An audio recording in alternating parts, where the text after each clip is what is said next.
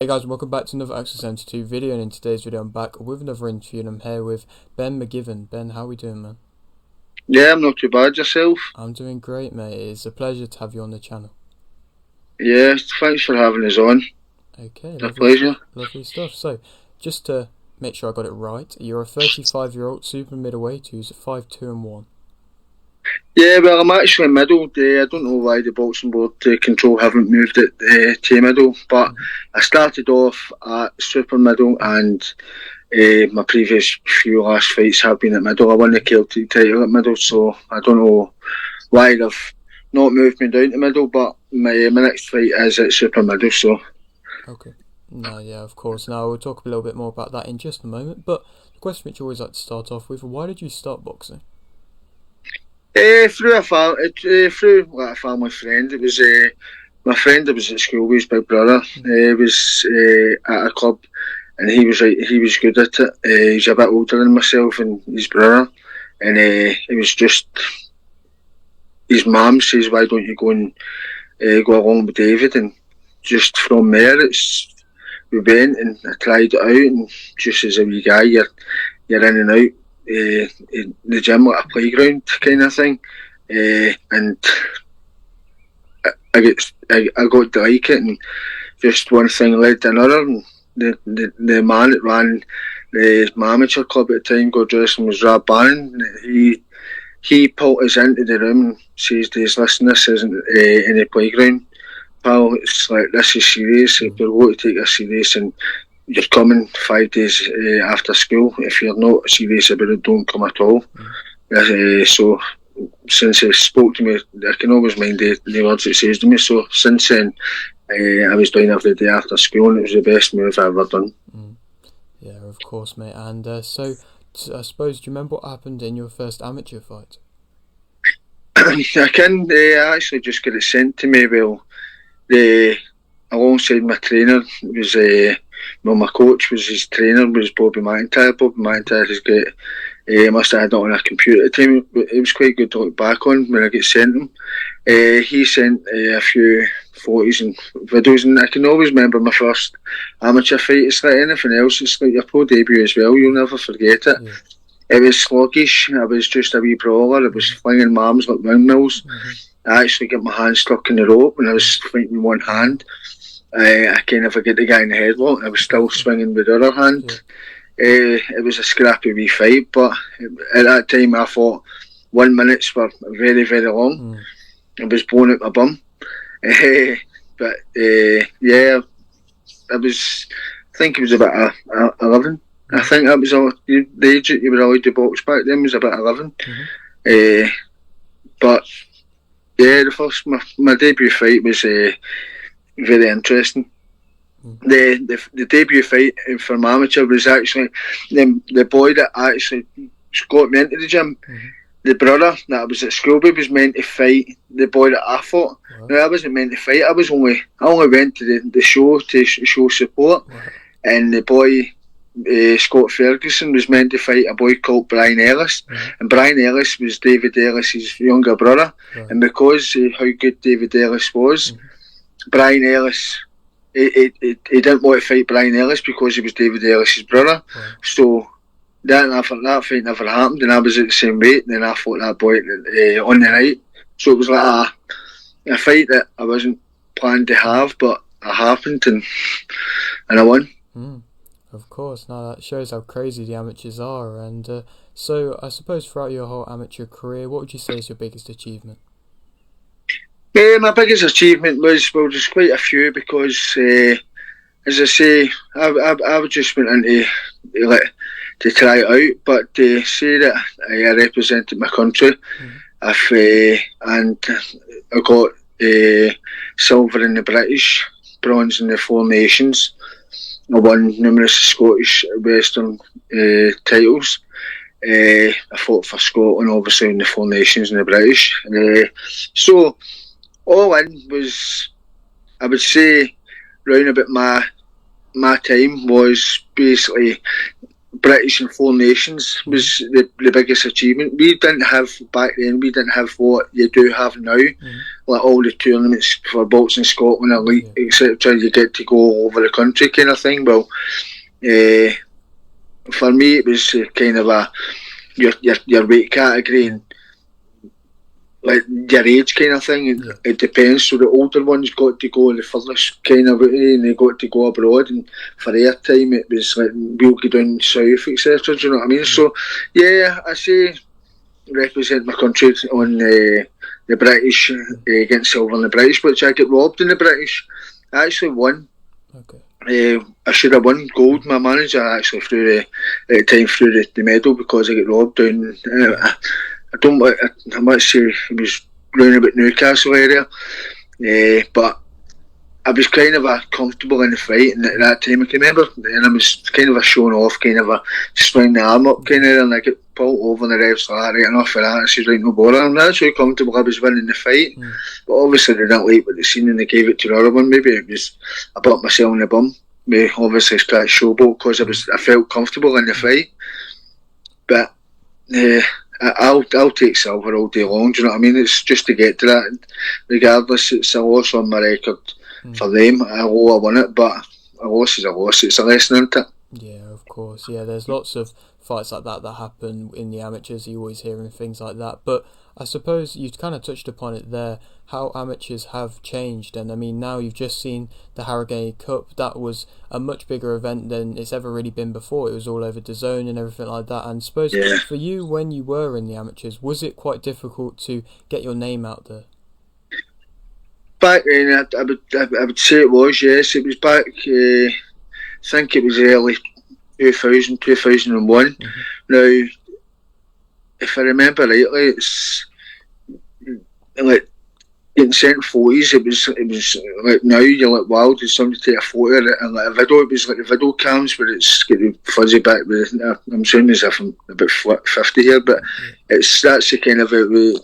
When videos are getting shown at the time, so to get even like showing your previous fights that you fought amateur. See now you can type into YouTube and go to the Elite Scotland and it's all over. Do you know what I mean? They get noticed more. Like for us, we never really get noticed because obviously the years and the technology back then. But yeah, I dare say that if we had more technology and more social media platforms kind of thing, then you'd have got more boxers' names out there. So you would have. But again, it's taking into these kind of years now. It's they're getting all the right platforms, all the right stuff, videos and stuff. Do you know what I mean? So, well done to them all. They're all want their arse off for it. And take my hat off to them. Yeah, of course, mate. And so, just the final question upon the amateurs: how many amateur fights did you end up having? Jeez, if you can remember. I can't remember. Maybe it was 70 odds. So I would say I can remember. See, mine when we fought like in the Scottish and the Westerns, we were like fighting for like 3 times a day. Wow. Okay. So we would have to like fight and then go and then for a few hours and then go and fight again. And we'd done the same before. So it was like we could fight 3 times in one day if we'd done a tournament in one day. Or we could do the Saturday, Sunday, and then. Previously, obviously, when I'm going back, when about 2002, you could still smoke in pubs and that, and it was terrible. Now you look back on it, but we could fight every Saturday, and if not, we used to go to boxing shows, and even when we were fighting, and there were like 3 or 4 people from our club boxing, we would just go to show support, or we'd take our bag. So. If somebody pulled out or somebody never showed up, then there's a chance that we could jump on, and that happened quite a few times. So that's how the fights racked up. Now I think I was like, because of my weight, I was 60 kilos at the time, and I was moved from 60 to 62, and each week I was fighting non-stop. No, so I was quite busy, but you don't see that now either. Do you know what I mean? You don't see that in amateurs now. It's like they're like kind of a boxing away, and tournaments are taking like a week and a half. And do you know what I mean? Our tournaments last the weekend or maybe that day. Yeah, no, of course. And so when you did eventually decide to turn over to the professional side of things, why did you turn pro when you did? Well, it wasn't straight away. Unfortunately, my game plan never went out the window. It was I went to the gym and I was doing well, and again through school and that, so I went down the wrong path and I slipped away from boxing, and I kind of fell away from it, and I just went on the drink. Still my teenager, done how to drink and went out partying and ended up meeting lasses and just everything that was there just went out the window, and that was your new life. So I just focused on that and get myself into a bit of bother and stuff like that, and I blew up in weight, and I sat and I watched a fight. Now I was at the ring from the age of 18 till I think 25, and I was just sitting watching John Simpson versus Paul Appleby. Now I fought Paul Appleby for Edinburgh in the amateurs, and that he was fighting for the British. Now I was sitting having a couple of cans, and it was heavy. I think it was about 114 kilo, and I'm going, Jesus Christ, I fought him. Do you know what I mean? I fought that boy amateurs, and look at him and now look at me. I was quite, I don't know what, a light switch went in my head, and I says, I'm going to give that a bash, I'm going to give that a go. So I looked in the mirror and I went, you need to get yourself together. So I went, and this is when I get into just the unlicensed kind of fights, and I went to a gym, and the guy owned the gym a few weeks. I was there, and he says, "Would you like to do a fight?" Blah blah blah. Me being me, I'd be like, "Oh, I would love to." Do you know what I mean? I want to see if I still got it. I want to see if the ring rust is gone. I want to see. Do you know what I mean? I want to test myself. And at the time, I didn't know white collar was a bad thing.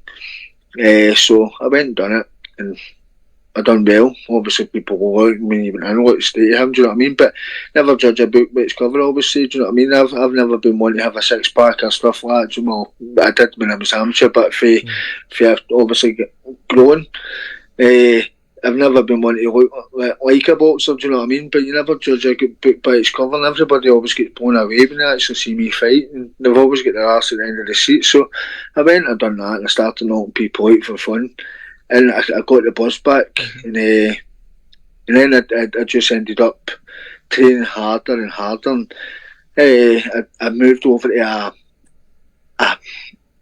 what was it? No, a boxing something called Bieber. It was like a professional thing apparently, and I signed up with him.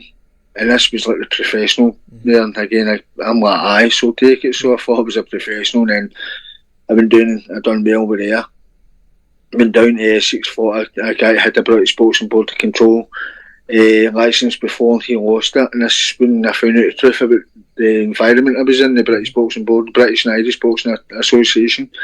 I've been down and I beat him twice, a 8-rounder and a 10-rounder. It was for 2 belts. One was for the WBU, World Boxing Union, or whatever it's called. I can't remember what the other one was called. But then I actually took notice of myself, because this boy was action figured kind of. You'll probably see it on YouTube. It's Navi Daran, action figured kind of guy, solid. And I'm like, I'm taking this fight. He'll probably kill me, but no, he never. Do you know what I mean? It was a war the first fight, and the second time I schooled him. And by that, I says, I need to have a right good thing to myself, because the guy down there turned and says, you can do it. You still got a right good thing about you. Go over to the British Boxing Board. And that's when I signed up with Sam Kinnock. Yeah, of course, mate. No, that's great. And so, I suppose, as you have been and have experienced maybe that rough patch when you were kind of maybe being swayed away from boxing and seeing the other things going on in life with your life, and for anybody who's maybe in that position where maybe they think they're in a little bit of a rut and maybe they're kind of going around with drinking lots and stuff like that, what would you say to them, and how much did boxing help you? Well, if there's one thing I want to go to boxing, apart from obviously myself achieving goals, and even more goals than what I thought I'd achieved, I would firstly turn around and say that drinking isn't for everybody. It's not for me. But when I was drinking, I thought it was for me. Yeah. But you see the bigger picture. You think you've got friends when you're drinking. When you don't drink and you see around you, you haven't got friends. You've only got friends when friends need you for something, or they want you for something. See, when you need them, when you're on the straight and narrow, nobody's around you. They don't care about you. They only care about one thing, and that's one thing I would put to them first. And that's one thing I want to take out of boxing. I want to put back into once I retire, I take up the coaching role and stuff. I want to get in and start get into amateur clubs and put a bit of what I've done in the past and what I've learned from it into younger ones, so they don't go down the wrong road. Because even if they do go down the wrong road, then I can explain to them how I done it and how I get back. It's never too late, and I still say this for this day. Regarding the age, it doesn't matter if you're 20, 18, 30, 35. I came back at 33. Do you know what I mean? So there's no excuse for, oh, I'm too old. You're never too old regarding. If you want to change yourself, then change who you've got around you. Do you know what I mean? You can only change what you want to change. If you want to change, then you need to change the people that's around you. You go with the negativity or you go with the positive. Do you know what I mean? So I would put that into the up and coming, or anybody that's struggling, or anybody that doesn't think they can make a comeback. No, I totally agree. That's a great message, man. And so now you've had these 8 fights, and so which one out of these would you say you have performed your best in? My best, well, my debut was an eye opener. The guy I went in for my debut was a gentleman. It's a friend of mine now. He's a legend in the sport. He's now retired. Pucci.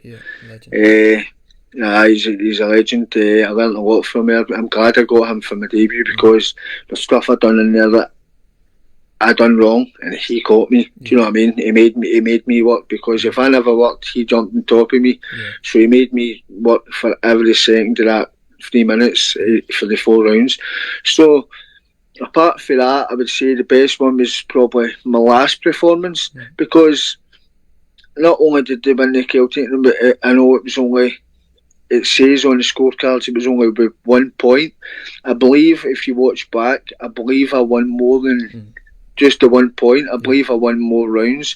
I believe I've been out there to lost the first round.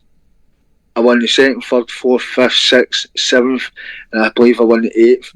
And then I gave the rest away. I believe so I dare say I controlled that, and the guy I was up against was a great operator, and a bit like myself, he's been through a hard life. No, maybe I'm not saying he's had the same life as me, but he's had his ups and downs and bumps in the road, and I wish him all my best, because he's a cracking guy, and I know he just wants to achieve what I want. Well, not that I wanted to achieve, but it was one of my main goals that I wanted to strap, and if I got it, I got it. If I never tried, do you know what I mean? So that's his. He's still trying. He could have gave up after I beat him, and a lot of people says that he would have, but he's still at it. So well done to him.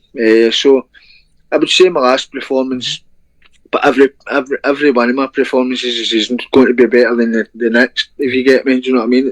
I always try my hardest, and I always give them all, and hence why a few of my pals and my management and that have turned and says that I've got fight the day, fight the night, fight the year contender a few times. Do you know what I mean? I'm never in a born fight. I'm always put my heart and my soul into it regardless. Of course, and you touched upon it there, the Celtic title that you won and you are the champion of, and so how big of an achievement is to be that Celtic champion?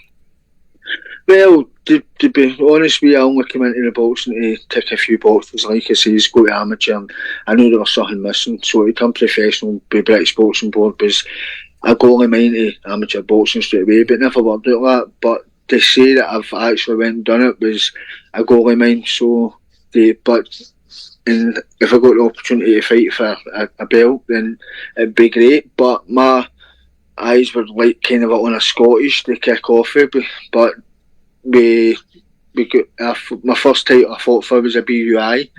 the Celtic, and a boy, that was at super middleweight. We fought a guy in Limerick in Ireland, but we were up at my hometown in Glasgow. I get beat that one. I was up against it. The boy was about 7 foot, about 6'8" or something. But Jamie was a cracking lad. It was a good fight. It was a good scrap. He took a good few punches. I took a good few punches again. It was one of the fight of the year contender kind of things. It was a very, very tough fight. So that made me open my eyes as super middleweight my weight, because I'm always going to be up against it with the taller people. I'm only 5'7", so I moved down to middleweight. So middleweight, take it down, and then say that because I fought for the BUI, I thought I had to fight a few to get back on the ladder. But to fight for the Celtic, to get the opportunity to fight for the Celtic title now, I didn't realise how big a Celtic was. You're one fight away for the British, do you know what I mean? In your top 10 in Europe, I'm sure. So once I won that, I was like, wow, do you know what I mean? Then I actually found out the background of what the belt holds and the legacy kind of thing. So I'm really chuffed at the fact that I got the opportunity to fight for it, and I'm really, really pleased that I won. Like I say, that was a win or loss. That was like a retirement thing. If I lost that fight, I was retired. Do you know what I mean? So everything was on my shoulders that night. So, and don't get me wrong, see that fight, I actually done an 8-hour shift before I went and fought. I couldn't get it off for because somebody else, I usually do, but somebody else in my work was off, so I had to go to work. That's mad. And then straight after work, I had to go and fight. It was a Friday night. Aye. That's crazy. I haven't never heard anything like that. Right. There's some stuff that people don't see or don't know. Do you know what I mean? So it's go and do it. I was knackered in there. Don't get me wrong. I was there, but I could have probably done a lot better. Obviously, I put it down to doing an 8-hour shift, but I'm not going to make excuses where I was tired. I still won. Do you know what I mean? And I believe I won comfortably, not as close as what they say in the scorecards, but I still say I always get into the gym and perform, and always want to perform better. So my next fight is like I say, I'm not here to make numbers up. I'm here to compete, and I've stepped up a weight now as well. Yes, of course. And so I suppose we'll touch upon that now. And you're in with another tough competitor in your next fight, in Darren Johnson, and you've had a good few tough fights now. And so, with maybe the age and everything like that, in the way you are in your career especially, would you say that you're always wanting these tough fights now? Yeah. Well, like I say, this is the tail end of my career. So this will be my final year. I'm not going to lie about it. It should have been my final year just there, but I've just dragged it out for another year. And I know people say you say a year, blah blah blah, but no, this will be my final year, so I'm going to give it my all, and I want to be in the tough fights, 50-50. That I've sparred with Dan, we've helped each other out with camps and fights, and listen, I know what I'm up against. Dan's a very, very good operator, and he's undefeated for a reason, do you know what I mean? He was a great amateur as well, and he's a lovely laddie. Now, it's no bad feelings, and I never took the fight for bad feelings. I never took it to them. It's just business, and it's just something that's on the line. I'm wanting to add to what I want. So I know it's not going to be an easy night's work, but I never make an easy night's work anything. Even when it is an easy fight, I'll make it hard for myself. Do you know what I mean? So I've got a wee bit of advantage because I've been 10 rounds now twice, I think. No, an 8 and a 10. Sorry. So I understand how to deal with the levels of pressure, how to pace myself, etc. But Dan is fit. He trains hell of a hard, and he's always in the gym, and he keeps himself fit and healthy. I understand that, but it's hard. You could be the fittest man in the world, but when you're in the deep end and you're in there getting punched, it's all the fitness goes out the window. So that's a bit Dan hasn't felt yet, and that's what I'm going to put in on the night. And I believe that, take nothing away from Dan, Dan's a great operator. If I lost to Dan, then I couldn't have lost to a better person, because he's a great operator. But I believe that the hunger, the anger, the spirit, that everything I'm going to take into this fight, the experience, that I believe I'm going to win this one. And I'll move on from there, and I'll try. I'll go back down to middleweight, and I'll see what else is on offer. Definitely. And so I suppose the fact that you have moved up to super middleweight, even though you do have this Celtic title, and so if you win this Celtic title at super middleweight, would you ever consider defending that one, or would you just want to move back down to go back to the other one?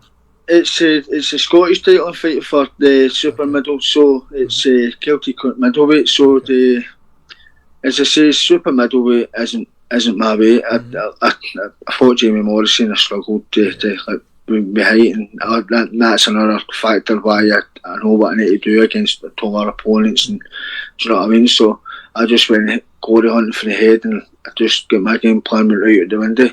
But I now I've been in the 8 round or the 10 round and understand now myself what I need to do, and I know Dan, the way he kind of fights, he's very clever and very good, and he's got a very nice jab, so I need to be very smart and need to be one step ahead of Dan. So once that fight comes, and I'll step back down, and I'll keep the belt up, to be fair. Do you know what I mean? It's not to say that I don't want the belt. I want to win the belt, just like I wanted to win the Celtic, but it's just not a way I feel comfortable at super middle, because again, they're taller opponents, and it takes a lot out of you, do you know what I mean?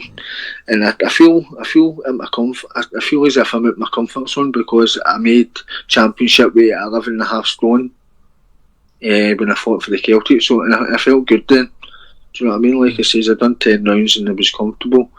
A wee bit knackered due, obviously, my work prior, but I'll go back down to middleweight and see what's on offer there. And I believe there's a very few names on the card there, and they're real tough opponents as well. So I want the best. I want to be put in with the best, and I want to test myself.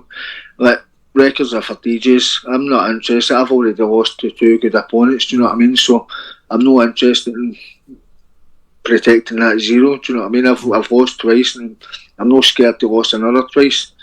As long as I can turn back my career and say I've been in with the best, I tried my best, and if I fell short, then I fell short. Do you know what I mean? It's been a successful career regardless. Yeah, definitely, mate. And so I suppose for yourself, you've kind of touched upon this maybe being your last year, and you've also touched upon how you'd like to go into coaching afterwards. And so, maybe give 5 years' time, where would you like to see yourself? Well, I would like to see myself with a wee circle of young ones that want to put the gloves on. I would like to see myself be in the background of the professional ranks, because I'm not going to say that I know everything about boxing, but I'm still learning as they go along. Do you know what I mean? So as I stay in the background, I'll watch on. Like, I've got a good coach, I've got a good cut man, I've got a good one that does my hands and stuff. Do you know what I mean?